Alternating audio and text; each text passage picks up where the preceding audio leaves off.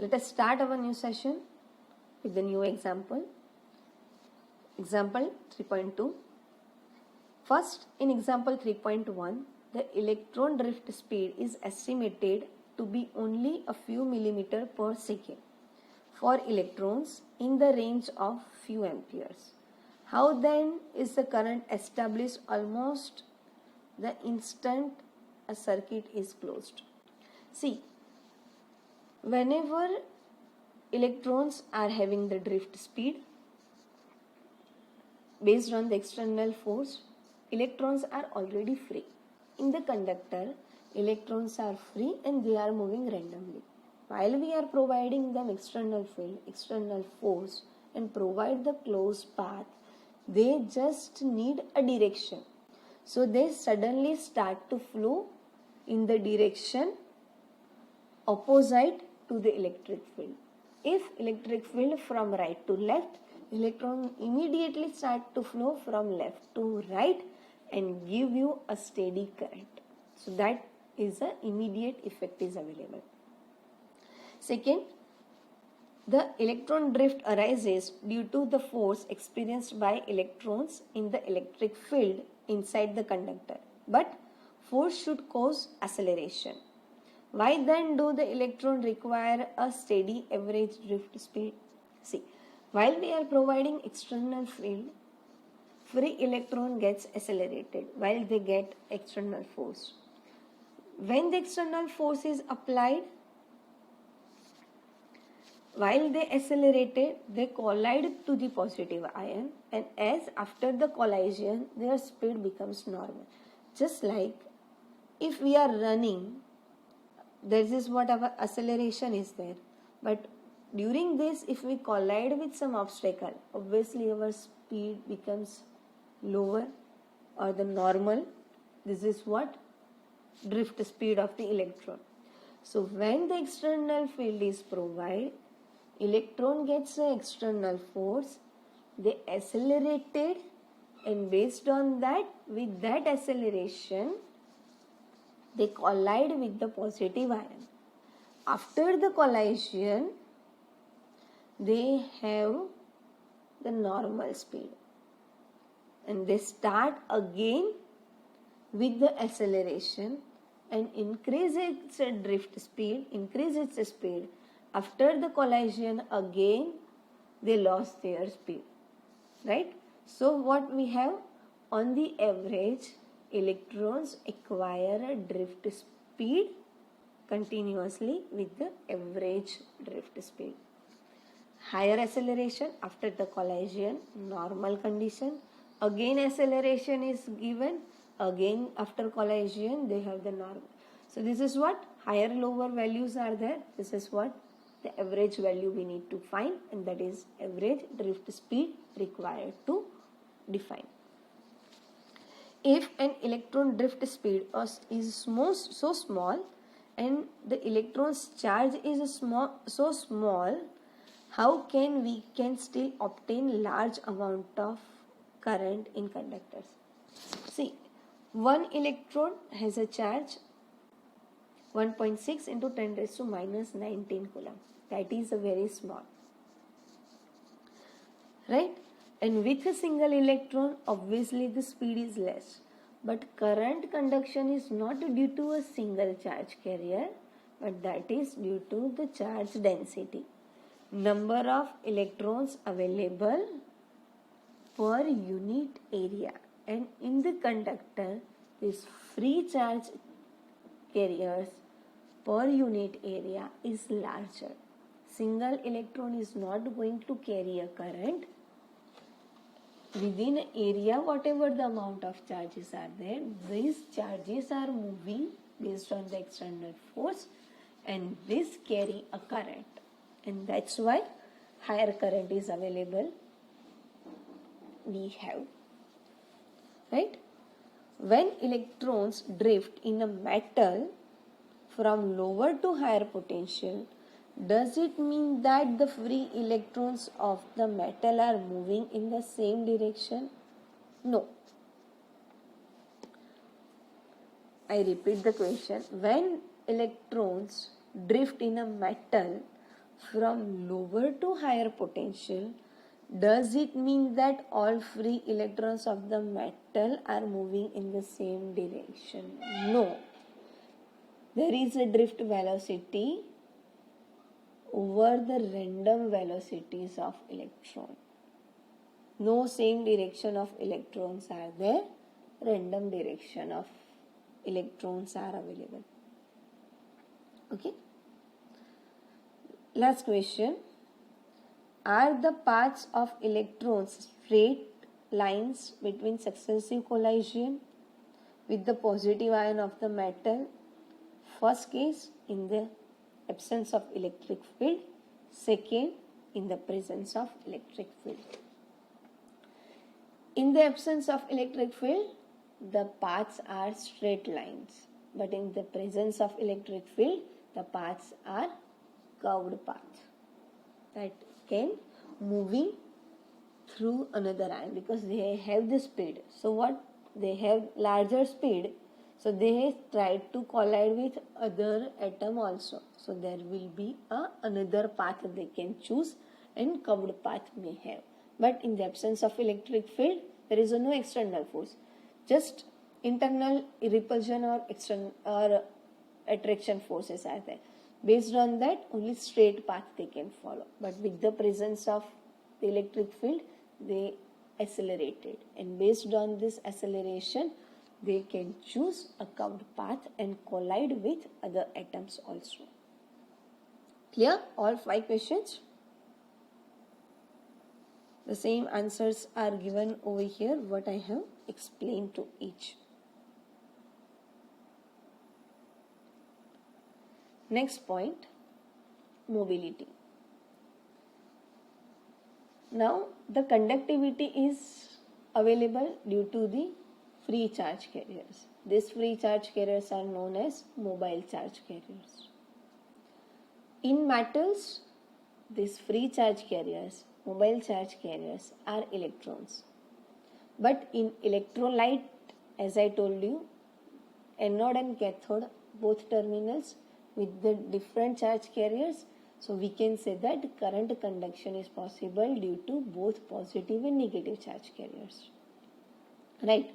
So, the quantity in the mobility, which is defined as a mu, is the magnitude of drift velocity per electric field. What is the mobility? The magnitude of drift velocity per external electric field. So mu equals to Vd by E. So SI unit of mu is velocity has meter square and electric field has V. So meter square per volt. And that is 10 raised to 4 of the mobility in practical units, centimeter square per volt.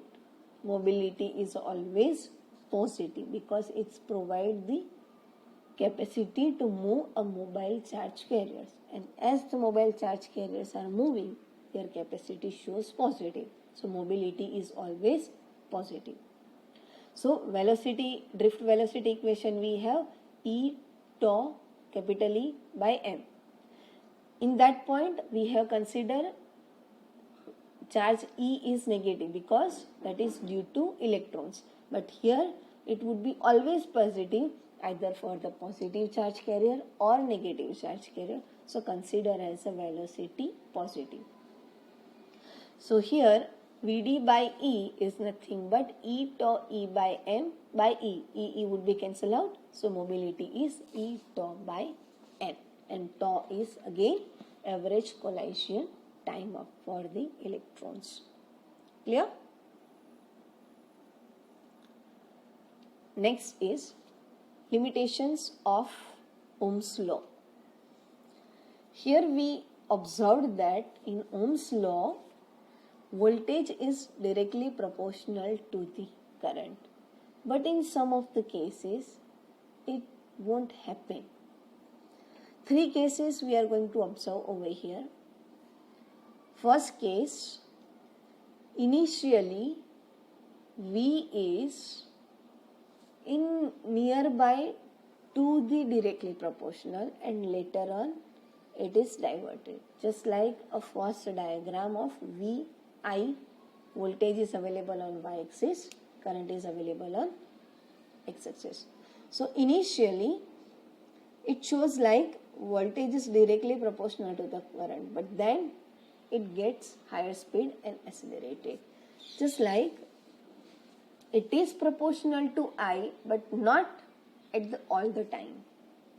Second case, as we show in the second graph, current is depending not only on the voltage, or we cannot say the proportionalities remain with V and I, but current is always also depending on the sign of the voltage. If my voltage is positive, so we can say that as in the first quadrant, the IV relationship is there, but as the voltage is negative, almost constant magnitude of the current is maintained. So this kind of graphical representation or the current voltage relation we have in the diode. This diode we are going to study later on in another chapter.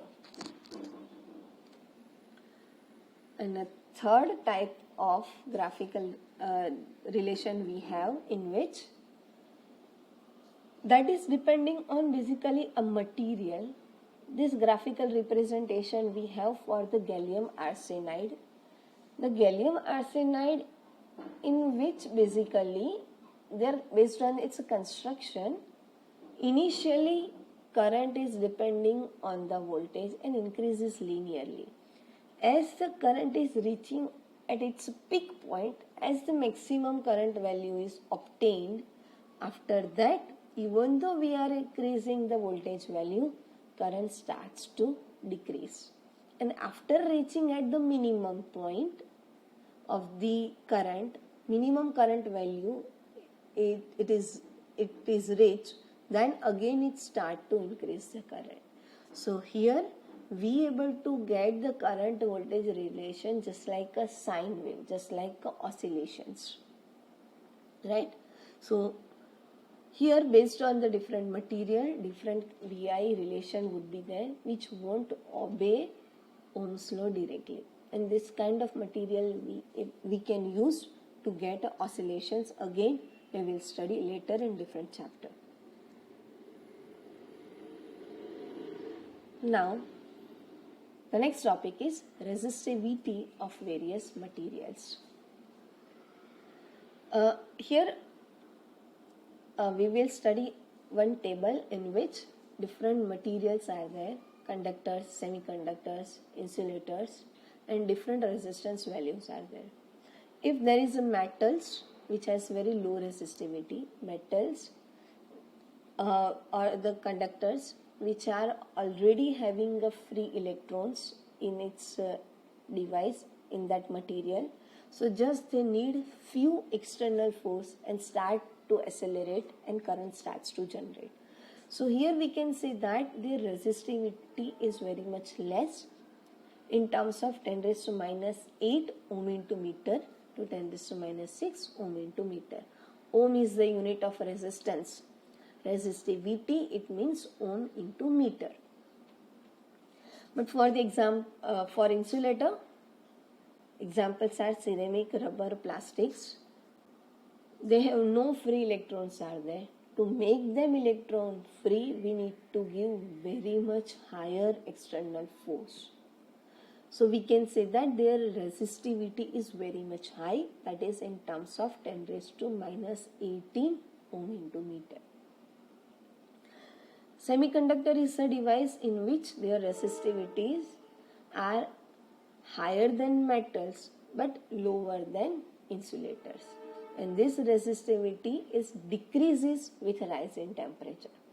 It means we can say that with the semiconductor, if temperature is increases, current is increases.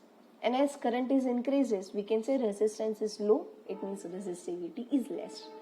It means in the semiconductor, with the temperature, resistivity is reduces, and with metal and insulator, with the temperature, resistivity is increases. If with the semiconductor we are providing impurities and intrinsic material becomes extrinsic, pure material, it means all the ions having the same atoms. For example, silicon. So each atoms are having a silicon. If impurities, it means other than silicon we are adding other types of atoms. So now this material becomes impure. It is known as extrinsic material.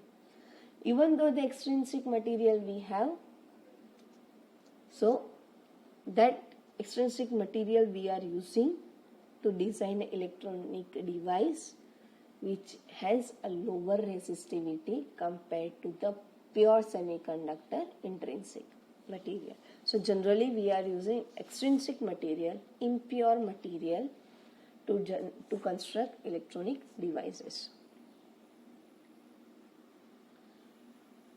This is a table to show the resistivity.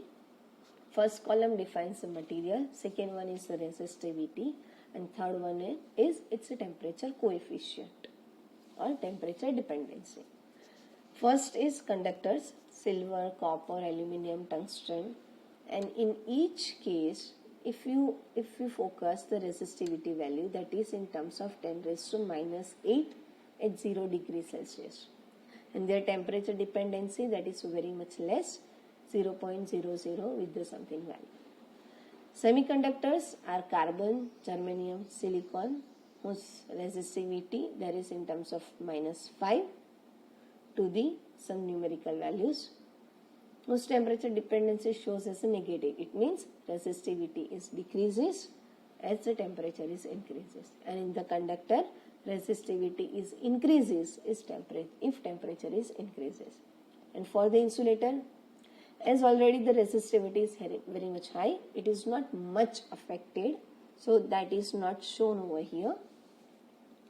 So with that insulators, pure water, glass, rubber, quartz, whose resistivity is in terms of positive 5, 14, 16 like this. Okay, so here shows that conductor having a very less resistivity, insulators have very high resistivity. So generally we are using semiconductor devices who has a moderate resistivity and negative temperature coefficient. We are utilizing this concept, and that's why in semiconductor devices, in electronic devices, we are using semiconductor material. Now, resistors, generally we have two types, wire bound resistors and carbon resistors. Wire bound resistors are going to be made using alloys just like manganese, tungsten, nichrome or similar kind of materials, whose resistivity in terms of minus 4 and minus 5 ohm into meter. Now, the choice of this material is by the fact that their resistivities are relatively insensitive to temperature, that is 0.000 something. So which is at the fourth decimal point it is available, which can be neglected. And generally we choose the resistors which is independent of the temperature. Temperature के effect इसमें कम हो. So this is what generally we are using the alloys to design a resistors based on their temperature dependency. But these values of the resistance generally in ohms to the few hundred of ohms. But if we want a larger values of ohm or the resistance, just like a kilo ohm or a mega ohm, so wire bound resistors, that structure is not enough, and for that we have to choose carbon resistors. It means the resistors are going to be designed using carbon, which is a semiconductor device. These carbon resistors are very compact, not expensive, inexpensive, and these are directly can be used in electronic circuits. Carbon resistor have very small size, and generally we are going to define or understand their resistance value by the color code. How? Using the color code we can identify the resistance value. Focus over here. In this table, the colors are given: black, brown, red, orange, yellow, green, violet, grey. You have to remember this sequence with the number 0 to 9. Last golden, silver and no color is there. With that the multipliers are given which shows its position. And last column is with the tolerance. With that, some 4 rings of the over the resistors are shown. First example is 3 reds and 4 silver. Second example for yellow, violet, brown and gold. So what it defined? First ring is the first digit. Second ring is the second number digit. For example, red. So first is 2 from the number. Second is also red. So second digit is also 2. Third is also red. So third ring is define a multiplier. So for the red, 22 into 10 raised to 2. 22 into 10 raised to 2. Silver, the fourth line define its tolerance. It means if their value is varying with respect to the temperature within this silver, it means 10%. Within the 10%, their value can be taken as a constant. They can be 22 into 10 raised to 2 ohm. Likewise for the B, yellow, violet, brown. Yellow means number 4. Violet means number 7. So 4, 7. Brown, it means multiplied 10 raised to 1.